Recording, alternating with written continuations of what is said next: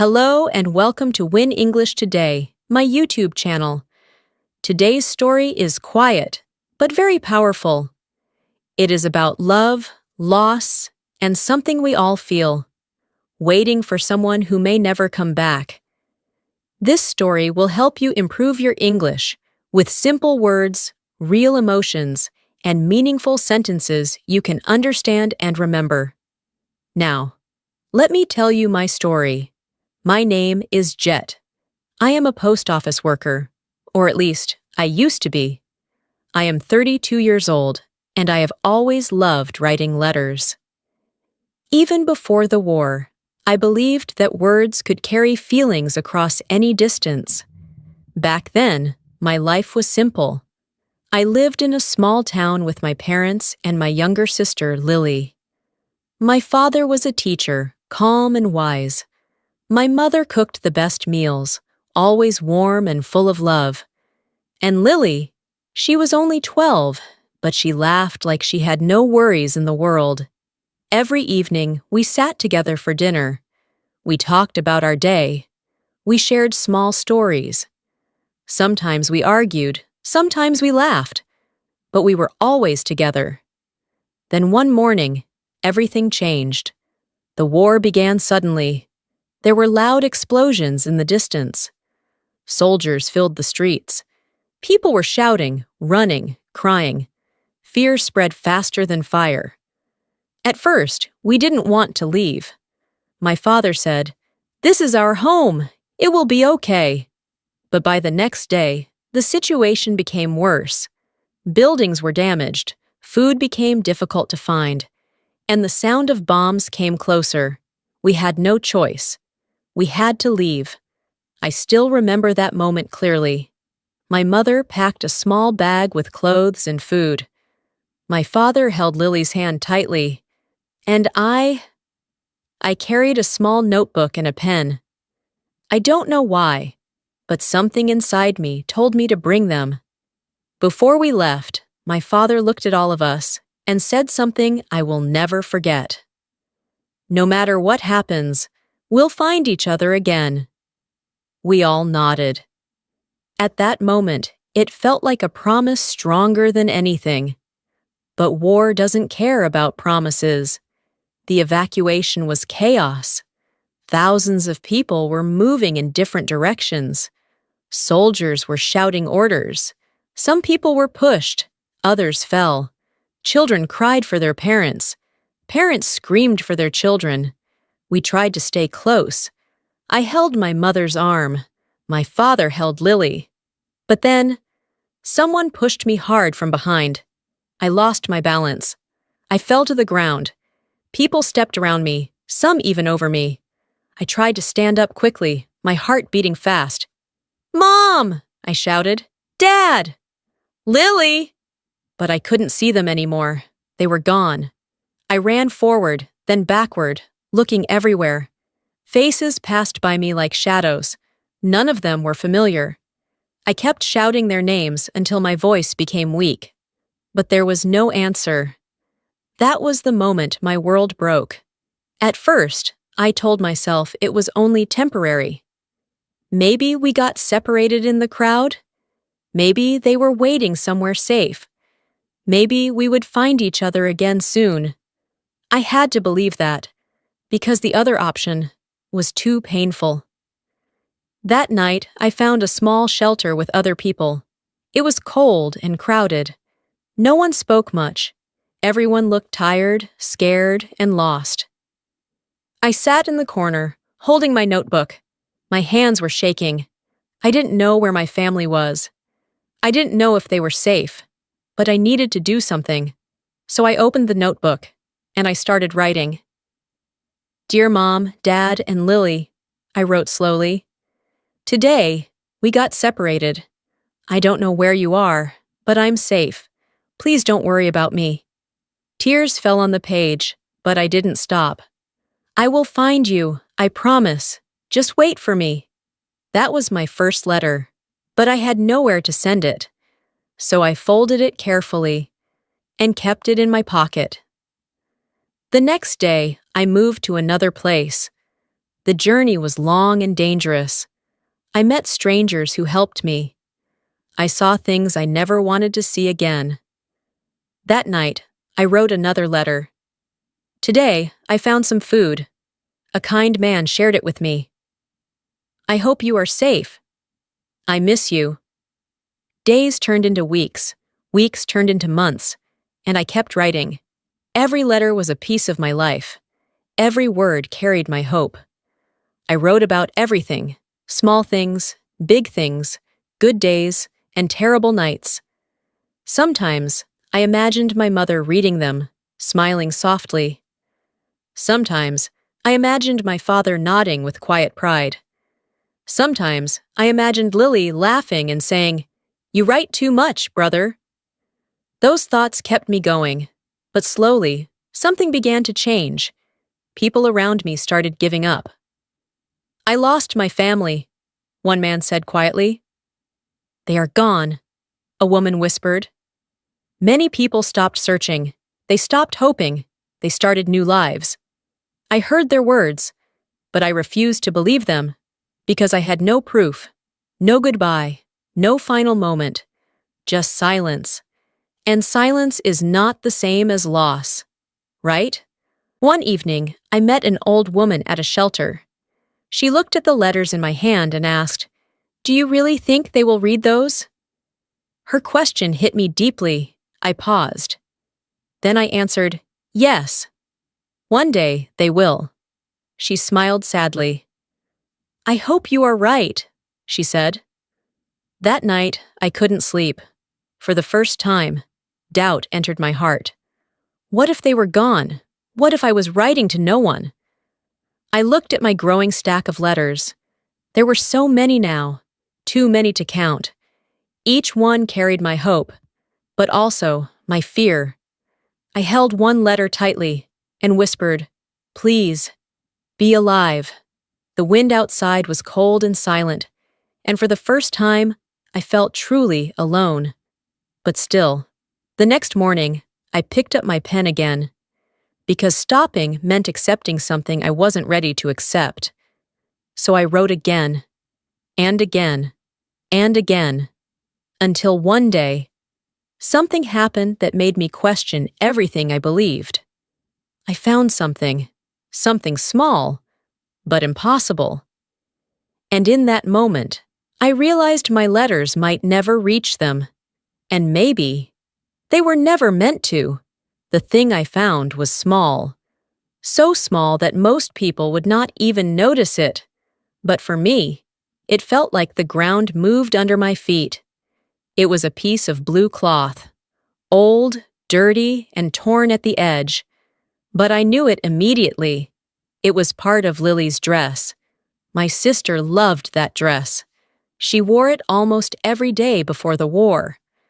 My mother used to laugh and say, "Lily, one day this dress will walk away by itself." And Lily would smile and spin around like a little dancer. I picked up the cloth with shaking hands. My heart started beating fast.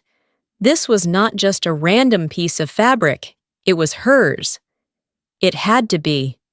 I looked around quickly. I was standing near an abandoned road outside a small village. Broken houses stood silently. The air felt heavy, like it was holding old memories. "Lily," I whispered. For a moment, hope filled my chest again. Maybe they had passed through here. Maybe I was close. I asked people nearby, but no one knew anything. Some shook their heads. Some avoided my eyes. One man said, "Many people passed this way during the war. It is hard to remember faces." But I couldn't leave. Not yet. I stayed in that village for several days. I searched every street, every broken building, every quiet corner. I asked questions again and again.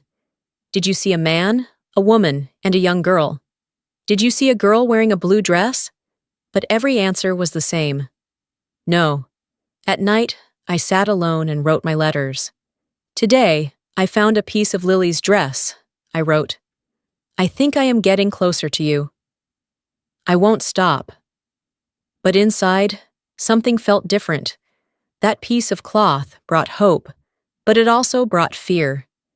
Because if it was here, where was she now? Days passed. Then one afternoon, I met a young boy near the edge of the village. He looked at me for a long time before speaking. "You are looking for someone," he said. I nodded quickly. "Yes. My family. Have you seen them?" He hesitated. Then he pointed toward a forest path. "Some people were taken that way," he said quietly. "Taken?" I asked, my voice shaking. He nodded. "Soldiers!" My chest tightened. "When?" I asked. "A long time ago," he replied. "How many people?" "I don't know. Maybe 10, maybe more." "Was there a girl?" I asked. "A small girl?" The boy looked down. "I don't remember," he said softly.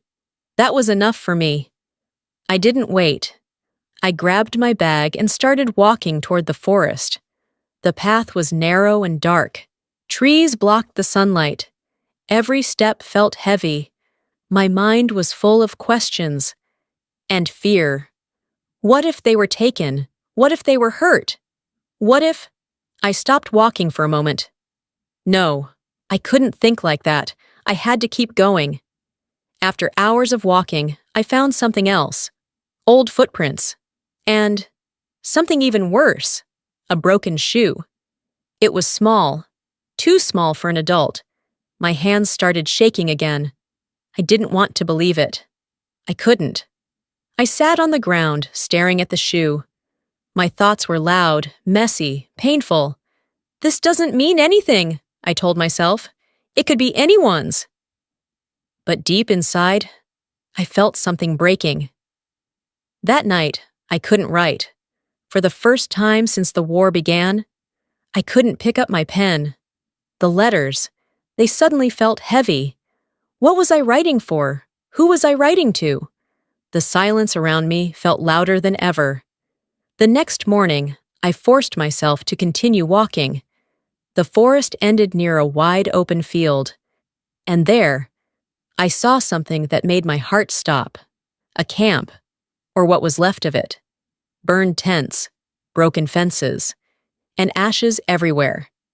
It looked like no one had been there for a long time. I walked slowly through the ruins. Every step felt like I was walking into a nightmare. "Hello?" I called out weakly. No answer. Only the sound of the wind. I searched the area carefully. I looked for anything, any sign, any clue. Then I found it. A piece of paper, burned at the edges. I picked it up carefully. There were only a few words left, but they were enough. "We will wait for you." My heart skipped. The handwriting, it looked familiar. Too familiar. "No," I whispered. I looked closer, and then I saw it. A small drawing at the bottom of the page. A flower. Lily used to draw that exact same flower in her notebooks. Every time, it was hers. This paper, this message, it was from my family. My hands started trembling. "They were here," I said softly. "They were here." For a moment, hope came back again, strong and bright. But then, another thought followed. If they were here, why were they gone now? I looked around the burned camp again. The silence answered me. Something bad had happened here. Something final. My chest felt tight. My eyes burned with tears. "No, no, no," I repeated under my breath. I refused to accept it. Not like this. Not without knowing the truth. I held the burned paper close to my chest, and for the first time, I felt something I had been avoiding for so long, fear of the truth. That evening, I sat near the camp. I opened my notebook slowly. My hands were shaking more than ever. But this time, the words did not come easily. I stared at the empty page for a long time. Then finally, I wrote, "Today I found your message. You were here." I was so close. Tears fell onto the paper. "I'm sorry. I'm so sorry I didn't find you sooner." My vision blurred. I don't know what happened to you, but I will not stop searching. Even as I wrote those words, a voice inside me whispered something different. What if there is nothing left to find?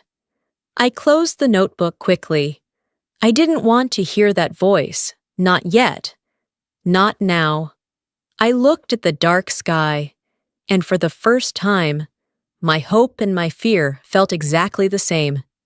And deep inside, I knew something was coming. Something that would change everything. Something I might not be ready to face. I stayed near the burned camp for 3 days. I didn't know why. Maybe I was waiting for something, or someone. Or maybe I was afraid to leave, because leaving meant accepting that whatever happened here was already over. During the day, I searched again and again. I walked through every corner of the camp. I moved broken wood, touched the cold ground, looked for anything that could tell me the truth. At night, I sat quietly with my letters, but I didn't write. I just held them, like they were the only thing keeping me connected to my family. On the 3rd day, I saw someone, an old man. He was walking slowly along the edge of the field, carrying a small bag. His clothes were worn, and his face looked tired, like he had seen too much in life. I stood up quickly and ran toward him. "Excuse me," I called out. He stopped and looked at me carefully. "Yes?" he said.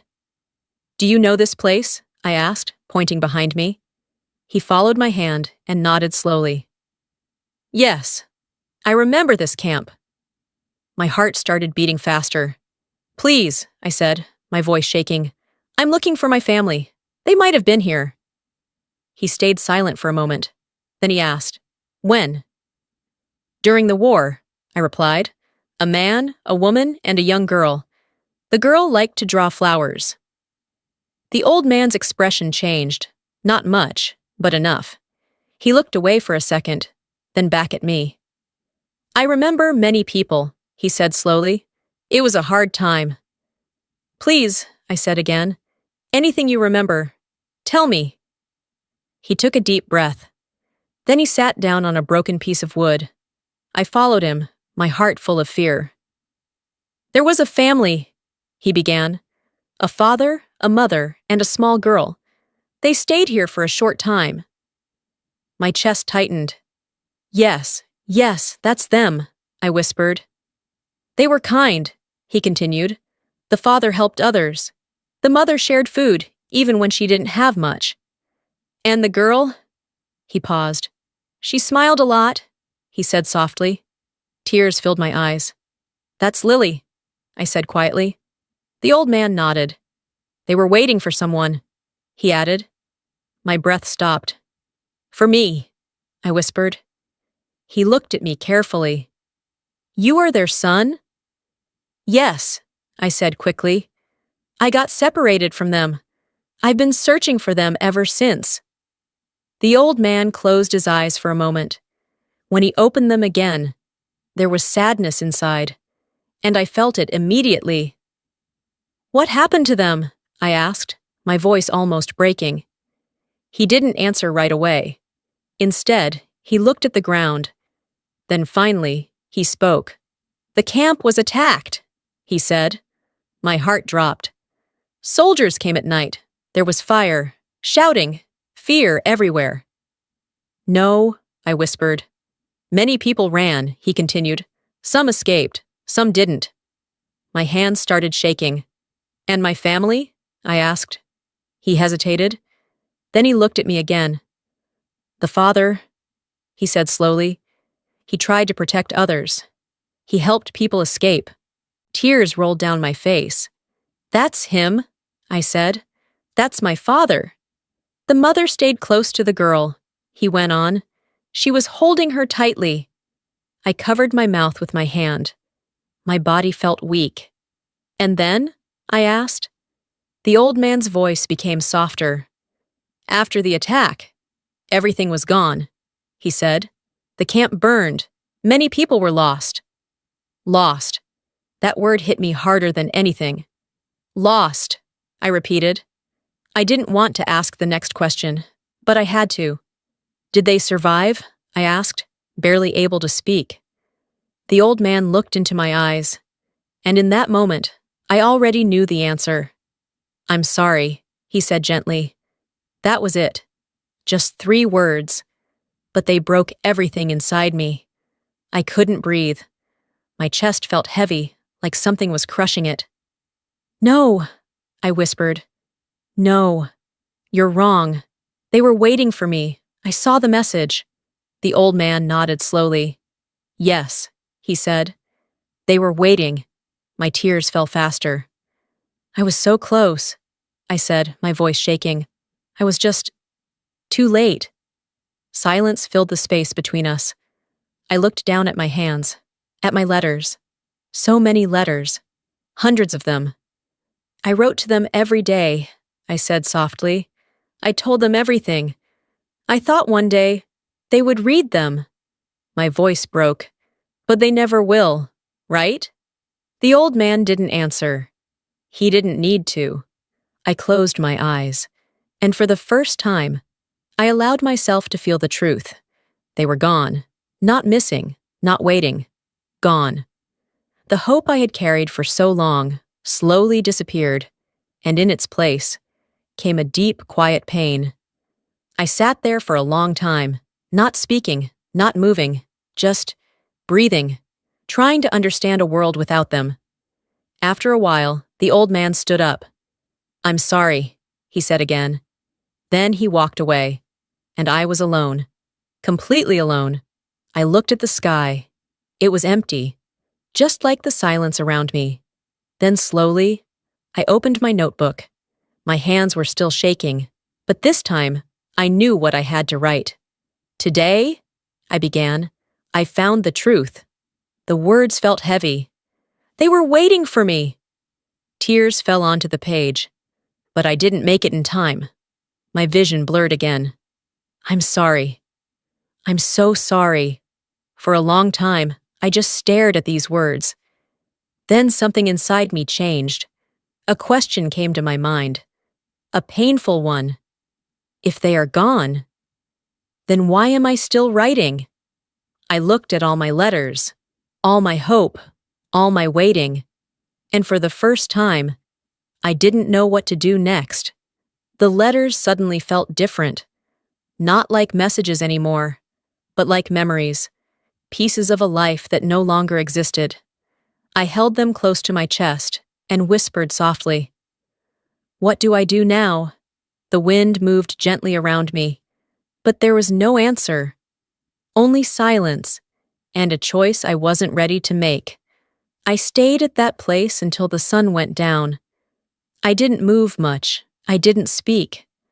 I just sat there, holding my letters, feeling the weight of everything I had lost. For so long, I had lived with one purpose, to find them, to give them my words, to tell them I survived. But now, there was no one left to receive those words, and for the first time, I felt completely empty. The next morning, I stood up slowly. My body felt weak, but my mind felt strangely calm. Not peaceful, just quiet, like something inside me had stopped fighting. I looked around the burned camp one last time. This is where you waited for me, I whispered. I'm here now, even if it's too late. Then I opened my bag. Inside were all my letters. Hundreds of them. Some were clean, some were torn. Some had tears on the paper. Some had hope written in every line. I sat down on the ground, and I began to read. The first letter was simple. Dear Mom, Dad, and Lily, I am safe. I smiled weakly. I was so sure you were waiting, I said softly. I picked up another letter. Today, I found food. A kind man helped me. Another one. I miss your cooking, Mom. Another. Dad, I hope you're proud of me. Another. Lily, I saw a flower today. It reminded me of you. One by one. I read them all. Each letter brought back a memory. Each word carried a feeling I had tried to protect: fear, hope, loneliness, love. And as I read, something inside me began to change. These letters, they were never just for my family. They were for me. They told my story. They showed how I survived, how I kept going, even when everything was broken. I took a deep breath, and for the first time, I didn't feel like I was writing to the past. I felt like I was understanding it. I looked at the final letter, the one I wrote the night before. Today, I found the truth. My hands were steady now. I'm sorry. I closed the notebook slowly. Then I stood up. I walked to the center of the camp, and I placed the letters carefully on the ground, not to send them, not to hide them, but to leave them there, as a memory, as proof, as love that existed, even if no one was there to read it. I kept my promise. I said quietly. I came back. The wind moved gently, touching the pages. For a moment, it felt like they were listening, and somehow, that was enough. I turned around and started walking away, not because I forgot them, but because I finally understood something. Closure doesn't always come from answers. Sometimes, it comes from accepting what we feel and carrying it with us, not as pain, but as part of who we are. That was the day I stopped writing letters, but it was also the day I started living again. Vocabulary section. So, it's time to learn vocabulary from today's story. Let's look at some important words in very simple English. Evacuation means leaving a dangerous place to go somewhere safe. Chaos means a situation that is very confusing and full of noise or fear. Separated means being apart from someone you were with. Promise means you say you will do something, and you really mean it. Shelter means a place that protects you from danger or bad weather. Survive means to stay alive in a difficult situation. Hope means you believe something good can happen. Silence means no sound. Proof means something that shows something is true. Doubt means you are not sure if something is true. Ruins means what is left after something is destroyed. Burned means damaged by fire. Attack means to use force to hurt or damage. Escape means to get away from danger. Lost can mean you cannot find someone, or someone is gone forever. Truth means what is real and honest. Memory means something you remember from the past. Accept means to understand something and stop fighting it. Closure means a feeling that something has ended and you can move on. Pain means a strong feeling of sadness or hurt. Try to remember these words. They will help you understand stories and express your feelings in English. Pronunciation, shadowing practice. Now it's time for shadowing practice. Listen and repeat after me. Speak slowly and clearly. I lost my family. I was too late. I kept waiting. I wrote every day. They never read my letters. I didn't want to believe the truth. I was afraid to accept it. I found their memory. I said goodbye in my heart. I'm still here. I survived. I will move forward. My love did not disappear. I will remember them. That is enough. Practice these sentences many times. You will improve your speaking and confidence. Thank you so much for listening to this story. I hope you enjoyed it and learned something meaningful.